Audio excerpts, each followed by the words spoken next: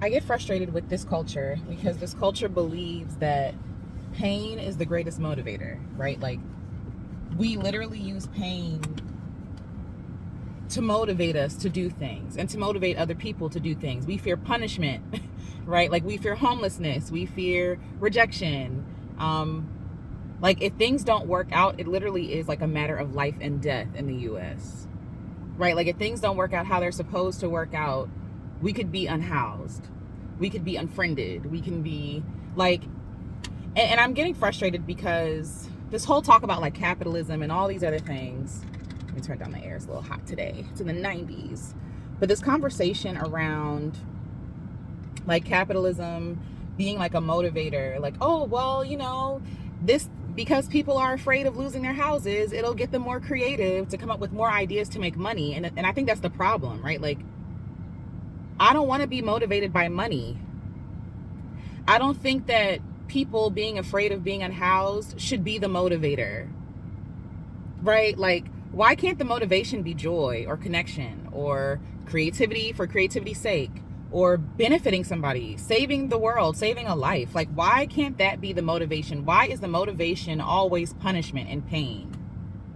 So there was like this conversation happening. I don't have no details, okay? But there was a conversation happening about AI, and people were talking about AI and how like creatives, like creative people who work in the creative industry, that's a whole other problem. Like, okay, anyway, who work in the creative industry, the person who created this, or the spokesperson on the stage, basically said, oh, well, I do think that some of the creative jobs will be gone, but maybe those jobs didn't need to exist in the first place. She goes on to say, like, well, if the content that's not coming out of this is quality, right, then it'll give people more motivation to create more things. No. No, you don't get to come in. You don't get to come in and destroy an entire industry and then tell them, well, it's good for you. It'll be good for you so that you can come up with new ways to make money, new ways to exhaust yourself, new ways to do things that you don't want to do. And we're just like going along with it, like, yeah, that sounds great. Like, oh, well, that's just, and we buy into this by saying stuff like, well, that's just the signs of the times. That's just how businesses work. And it's like, no, like, we're really saying that in order for us to be successful, in order for us to be a successful country, a successful society, we need the fear and threat of death and pain. Like, that is so low level thinking. Like, when we are inspiring people, when we are driving people with a whip, that's exactly what's happening. We're driving people with a whip when we say things like almost, okay, going back to enslavement, and honestly beyond that, but like going back to enslavement, when our ancestors were on fields, we see the images that we, usually see. And also enslavement was like a million times worse than we could ever fathom or imagine. Okay. Like, so just go with me here. Right. But being on the field, having to work for free, work for free, and work so hard that you don't get harmed. I'll say harmed, that just for imagery's sake. So working so you don't get harmed or worse, right? Or cut off from your family and sold down south, or sold to the north, or sold to the highest bidder, right? That is the fear. Like, we're working hard to avoid death. We're working hard to avoid death, whatever that is, death of social status, whatever, like death. And we have not changed the motivation. Like, the motivation has not changed, and it is so violent, it is so cruel, it is so devolved. It's like devolved thinking that people can only be energized and motivated with pain, by pain. And I'm just like, I just want, like, we must think so lowly of each other if that is the motivation that we feel like we have to use. Because what about joy? Again, what about benefits? Like, why can't we do things because it's the right thing to do, right? And get paid for those things because it's the right thing to do? Why are we so stuck on punishment? I have more thoughts, but this is just like a frustrating thing for me. When people usually argue about capitalism, it's like, no, well, we have to win. We have to win against who? Win against whom? Like, who are these people that we're trying to win against, right? It's like, no, like, what you're really saying is that, like, the whole world is running off of fear of being conquered, fear of being destroyed, fear of being exploited, fear of being left behind, fear of being enslaved because slavery is still happening, right? We're fighting, we're exploiting other people so that we don't get exploited. What's happening in Congo, right? Like we're exploiting people and not giving them any power or resources or rights, because we know that if we do that, we would have to treat them like people. And instead of admitting the wrongs and the atrocities, not just in Congo, not just in Palestine, right? Even here on our own soil, like instead of being thoughtful and kind to the people that are suffering under this being driven by a whip, right? Instead of being thoughtful and kind, we say things that are so dismissive and so evil. We say things like, well, it'll be good for you. It'll be good motivation for you. No one is motivated by pain. Like, no one is best motivated by pain. If you're motivated by pain, you're surviving. You're surviving. So even I had a conversation with Marissa. Shout out to Marissa Price. We talked on her podcast called On Freedom. And I was talking about how I'm not money motivated. I'm not. Like, the reason why I am money motivated is because of trauma. Because this country thrives off of people not having, and I don't want to be a person who doesn't have, right? So what do? I end up overworking. I work beyond my limits. I work beyond what's absolutely necessary because I'm afraid of what everyone is afraid of, death, right? Like, why do we work ourselves to death? It's because we're afraid of death. And it's so ironic because by running from death, you end up running towards death faster, right? And like, every company is hustling backwards. You are paying your people the least amount of money so that they feel lack, and so they feel afraid to leave your job, right? Like, they feel afraid to leave your job. I hope what I'm saying is clear, okay? They feel afraid to leave their job because they don't want to be unhoused. They don't want to go hungry, right? They don't want to be, and then like the social status that comes along with being unhoused and being hungry and needing help, right? Because we hate helping people. We hate needy people, right? Okay, so that's the fear. That's the fear that we're all kind of running on. And instead of putting our heads together and be like, you know what? I don't actually like working because of fear. I don't actually like being afraid. Instead of saying that, we gaslight ourselves and each other, and we say things like, well, you're poor because you don't work hard enough. Like, they get in our minds and they start to like, they're like parasites, and they're in our minds, and we're like these zombies, and they're controlling us. Like, they're speaking through us. Like, we've been for my spooky folks out there, I don't really watch the spooky movies, but whatever. But we've been, what is the word? Oh my gosh, like demonized, demon possessed. We've been possessed by the demon of capitalism. And so all of our actions, all the things we say, all the things we believe, like, it's been so embedded in us, in our soul at this point, that we can't imagine a life where we don't have to run out of fear. We forgot what it feels like to frolic through the flowers. Like, we're running top speed, like trying to outrun and outpace death and outpace poverty and like social rejection. But I'm not money motivated. I am money motivated because I don't want to be poor. And I think that's the reason why a lot of us are doing this, because the truth is, like, if we didn't have to do this to survive, if we didn't have to work to survive, a lot of us would be, doing work that matters to us. A lot of us would be not working as hard or as often, which would be a beautiful thing. This country is always on. Does everything need to always be on? Humans are not always on. Why is everything always on? Besides like emergency services, everything doesn't need to be always on. And emergency services also include like grocery stores and stuff like that for me, like things that people like need. And even still, why do we have to pay for groceries in the first place? Okay. And people say things like, well, if we don't pay for groceries, how will the farmers make money? How about we just support our farmers? I don't know. Like, anyway, so we go to these like extremes, like, oh, if we don't have capitalism, then what is going to happen? Something beautiful. Why do we have such little faith in humanity and our ability to be creative and to be kind? And why do we have such little faith in generosity and kindness? And like, if we were kind and generous, the structure would fall apart, which would be a good thing. And again, back to our conversation that I was having, everybody hates capitalism. We hate having to work. We hate being afraid of being unhoused. We hate being poor. We hate having to run from being poor. Hello? Like, we don't want to be the poor person. Why? Because we know that there's judgment that comes along with being poor, right? We know that society treats poor people a certain way, right? Like, you hate clocking into a job that you hate. You hate working weekends. You hate overtime. Like, you like the money from overtime, but you don't like working overtime. You hate having to work holidays. You hate having to stress out and figure out who's going to watch your child. Like, we all hate capitalism. We hate it. And even wealthy people, if they were honest with themselves, they wish they didn't spend so much time worrying about hoarding their money and keeping their money.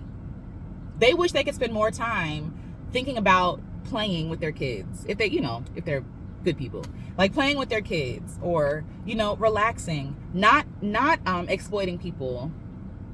Like, I think for me, I don't know, for me, like, whatever. I think for me, one of the reasons why, like, I'm not a billionaire or a millionaire is because I don't want to be. And, like, I don't want to pay the price that it costs to become those things. Like, in order for me to make $1 billion, I would have to exploit people. And it would make me, I would be in conflict with myself because I don't want to harm other people. But capitalism makes us into overseers. Capitalism almost forces our hand in exploitation. It forces us to exploit people. When we prioritize, like, the pillars of capitalism, right? Like, it forces us, like, to be hypocrites because we're complaining about the thing that we have to participate to survive in. And then also, like, we don't want to be harmed and exploited, and we also don't want to harm and exploit other people. But, like, everything else that is sustainable is expensive. Everything else that is done well is expensive. And so they're pricing out majority of the people so that most of the stuff doesn't have to be sustainable anymore, including with people. So yes, the environment, the animals, but also people. It is not sustainable to keep running from death. It's not. That's a survival. We are in fight or flight. That's a survival mechanism. It's not supposed to be sustained. That's why so many of us are sick and stressed out and have mental health issues, right? And I say this as a person with mental health issues. I have been traumatized in ways that have nothing to do with capitalism, and maybe at the root I'll find out how it does, right? But, like, me, like, therapy is great. Please don't misunderstand me. Therapy is amazing, right? But me going to therapy is not going to solve the problem of the fear that I face, the anxiety that I have, right, around survival. Am I going to be okay? I don't know. No one knows. And that's the problem. Like, we're all out here, like, in survival mode. And if we were not in survival mode, imagine the beautiful things that we could create. Imagine the beautiful things that we could do. Imagine the beautiful people that we could meet and become if we weren't always focused on survival. And I think, and I really believe that society keeps us in survival mode and focused on survival and fearing survival, or fearing not surviving, so that we can't imagine something greater. So we can't go beyond what we see. Pain is not an effective motivator. It just makes us inflict more harm and pain and fear and restriction on other people. I talked about this before. My mother supports my art, and she, I love her and she loves me. But there are times where she's afraid and she's like, maybe you should put this down for right now and not create and do X, Y, and Z so that your future can be solidified, right? And it's very interesting because she and I grew up in two different times. There is no certainty. Sorry, Mom. Like, there's no certainty right now, right? And I think because there is no certainty, like, and I'm making the privileged decision to be able to, because I understand my privilege. I'm making the privileged decision to try to not live my life, like, have my life decisions be made out of fear, or out of fear of not surviving, fear of death. Because I don't want to put that same fear on other people. And my whole point of bringing my mom in is, like, she's afraid that I'm going to die. You know what I'm saying? Like, she's afraid that I'm not going to have anything, that I'm going to be out here, behind, out, you know what I'm saying? Like, just on my own. And I'm just like, imagine if my mother didn't have to fear for my safety and my survival. Imagine if she knew that I was going to be okay. Imagine if she knew that I would be taken care of by people, even if not that I plan on her going away anytime soon. She can never leave me. But, like, even if, like, this she's no longer here, imagine how much peace that would bring her. I asked my mother and my aunt, and my great aunt at the time, like, what is their fear? Like, what fears do they have as mothers? And the number one fear that both of them said is like, ooh, that makes me emotional, that my aunt and my mother said, is the fear of leaving their children here in this crazy world. Like, that is their, they just want to make sure that we're good. And I'm just like, imagine if every mom knew that their kid was going to be good. Imagine if every child's name was sacred and holy in the mouths of others. Imagine if we saw people not as products or as prey or as a host to feast on. Imagine if we saw people like people. Imagine how beautiful the world could be. There's so much crime in the world, and we wonder why that is, because everybody is trying to survive. And I'm not talking about, the violent crimes. I mean, but even then sometimes, right? I'm not talking about like you taking advantage of somebody or whatever, but like people stealing from the store to eat, to survive. People stealing people's cars to make money because they're broke. I'm not saying it's okay. I'm saying I understand, right? And so and we're all like walking around so guarded and afraid of everybody because low key everybody's stressed out and struggling, but nobody really wants to talk about it. Nobody really wants to call out what it really is. And we're all working so hard to protect a system that destroys us, that hates us. Capitalism hates us. Capitalism hates you. But we're trying so hard to protect something that is so destructive. And it's a net negative. You know what I'm saying? Like, it's a net negative. And I just don't. This is me hoping. I'm lamenting, but I know that my frustration and my laments are signs of my humanity and my hope. I'm not afraid to complain. I think that we do a lot. Well, stop complaining and just get in line. We're not complaining enough. That's the problem. The problem is that in order to get to the dream, in order to get to the new thing, we have to complain and talk about what frustrates us in this part, in the part that we're in. We cannot skip steps. And because we live in such we live in a society that's so concerned with the way that we look. You know what I'm saying? Like how people consume us. We are so used to being consumed. We are so used to being, preyed on. We're so used to that we don't even see anything wrong with it anymore. We figure, oh, well, at least we're not on a plantation no more. We're on, America is a plantation. I don't know what to tell you. America is a plantation where everything is enslaved. The world at this point is enslaved. The land itself is enslaved. The trees, the animals, oh my gosh, we're displacing so many homes. And they're not even people's homes. I'm talking about nature. We're all indentured servants. We're all working to freedom, for retirement, for enough, whatever it is. We're working so hard just to survive. And I'm like, yo, can you imagine what it would be like if everybody's needs were met? Can you imagine? Yeah. So these are just the beginning of my thoughts. I have more. But I'm going to chew on this a little bit more because I don't want to continue to have to use pain or fear, as motivation for anything. I want all of my things that I do, the things that I'm, the art that I'm creating, the video I'm making or whatever, to be inspired by hope. Right? I don't know, I'm going to post this, but I don't know if it's going to get a lot of views or money, right? Because most people are trying to figure out how to level up, how to boss up, you feel me? How to make more money. And I'm like, yo, how about we prioritize less? It's not popular, you know what I'm saying? But I don't want to have to focus on being consumed, and being consumed well. But again, that's the world that we're in, and that's why people have to play the algorithmic games and things like that, because it's this is a plantation. This is not freedom. This is not freedom. But anyway, we're trying to play the algorithmic games because we're trying to be seen and get the attention that we want and that we need, right? Because attention brings money. And so now we're always tap dancing and auditioning. I talked about that already, but it's just I'm just so tired of America and its games. You're playing my face, America. Stop playing my face. Stop it. The West, please stop. Stop telling me how this is good for me. Stop it. You stop lying, okay? Stop telling me how capitalism is good for me when you're the only one that benefits. Stop it.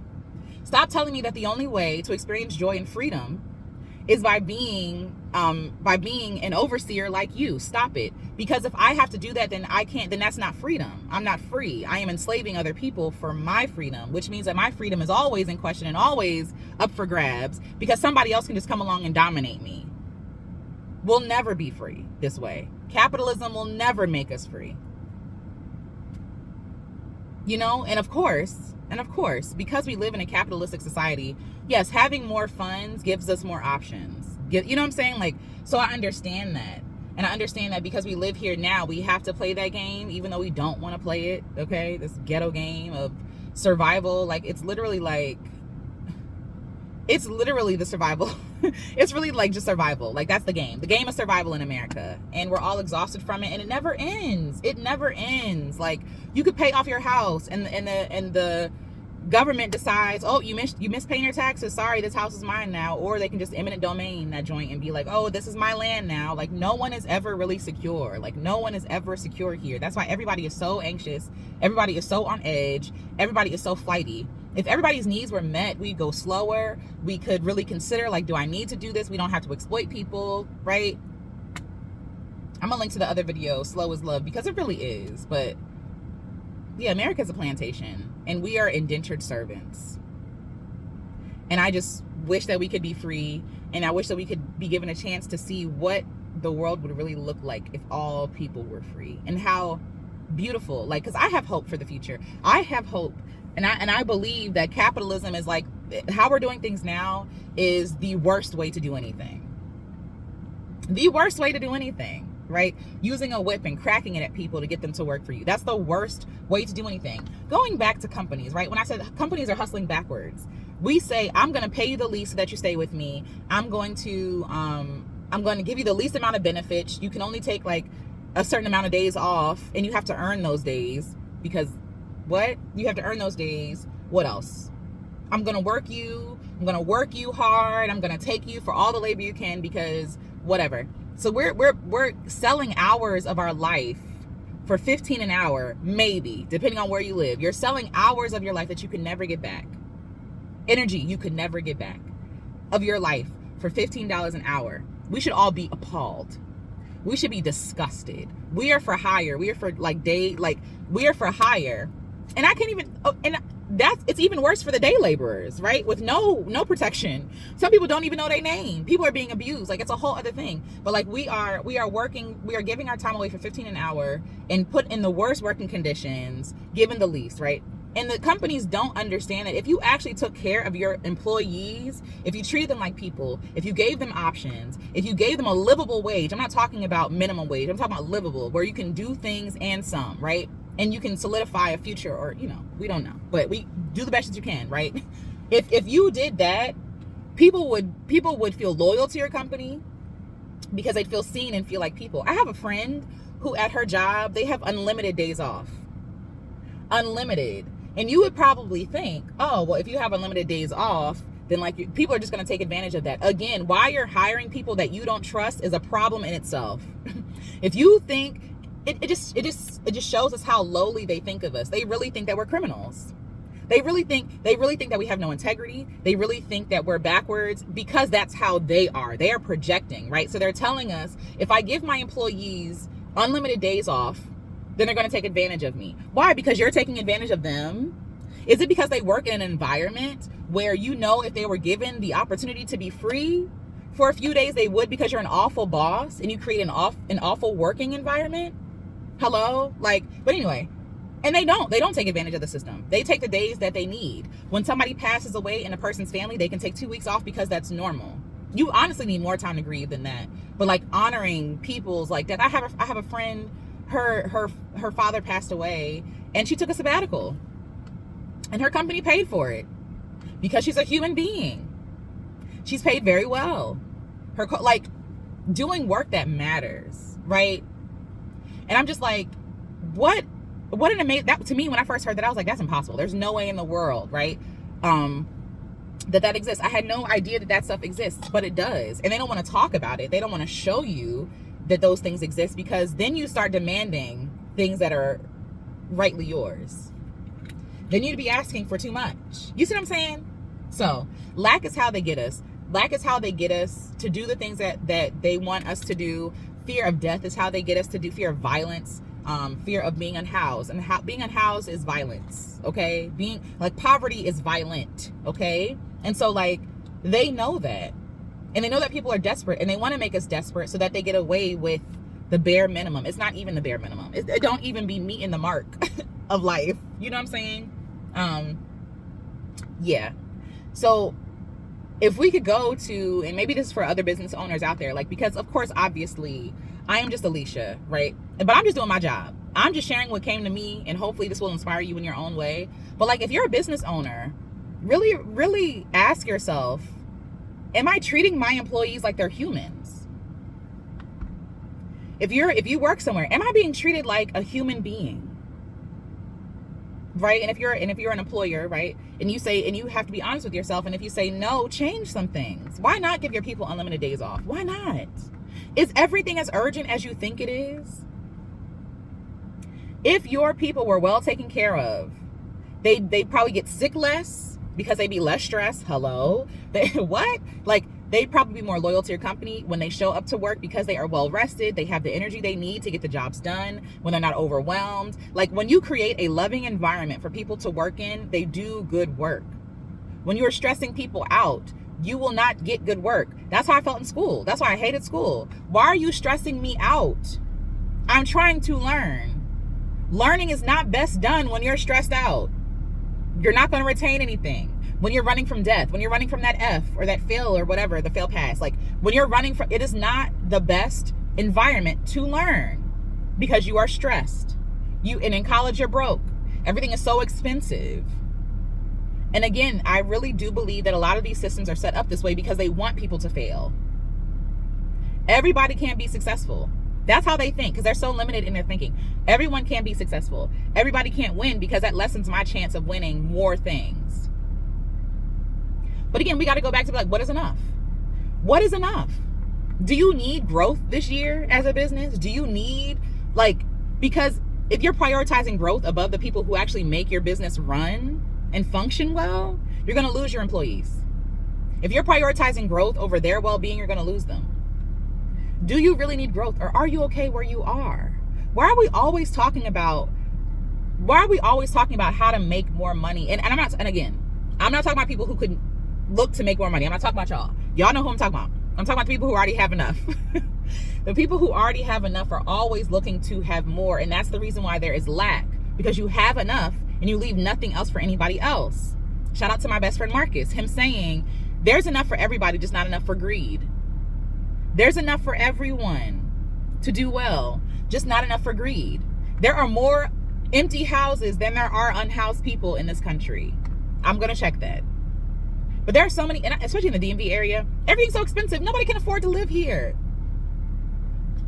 The housing crisis is not really a crisis. I mean, it is a crisis, it's not like it's a problem, but like it could be easily solved. It's not really a crisis. It's a problem that they want to keep going. They need this problem. They need this problem. Politicians need this problem to spread false hope. This country runs off of lack and violence. This country is violent. There's no way you're going to convince me otherwise. And the first thing people love to say is, well, you can leave. And I will eventually, right? But as for right now, like, I don't just want to leave and forget my people. My people, like, you know what I'm saying? But also, like, you don't get to steal me from a different country and enslave my people here and then tell me that I can leave if I want to. No, I can't, honey, because y'all still owe me money. That's the first thing. But secondly, it's like the audacity of you. So instead of actually facing your hypocrisy, your violence, right, you would rather get rid of the person who's calling out the problem. Anyway, I gotta go. But I just wanted to share my thoughts. America's a plantation and we're all indentured servants. And we don't need pain. We don't need pain as a motivator. I hate that. No pain, no gain. That's not true. What doesn't kill you makes you stronger. That is not true. What doesn't kill you leaves you with ailments. It leaves you sick, exhausted, depleted. What are we talking about? We just say stuff that don't make no sense. You know what I'm saying? Like, I was thinking about my parents and my father specifically, and then after this I'll go. But I was thinking about my father, and I was like, well, there's a lot of things that I gained because my dad was not in my life, right? And I think, and again, by the grace of God, I gained those things. But in the best case scenario, my father would be there, he'd be supportive, he'd be loving, and I would still get the things that I needed to get in a healthier way. Trauma is not the way, y'all. It's not the way. Yes, we do learn things from traumatic things, but I would have much rather learned things in a loving environment, in a safe environment. Why do we feel like we need to traumatize people into working? That is manipulation. It's manipulation, which is crazy. Like, we manipulate people, and we're okay with being violent to people to make them and to coerce them into doing things that we want them to do. It's wrong. It's wrong. So for real, I'm gonna go now, and I'll talk to you all later. I hope that you're having a lovely day. If you're not, I hope your day gets better, and we'll talk. Bye.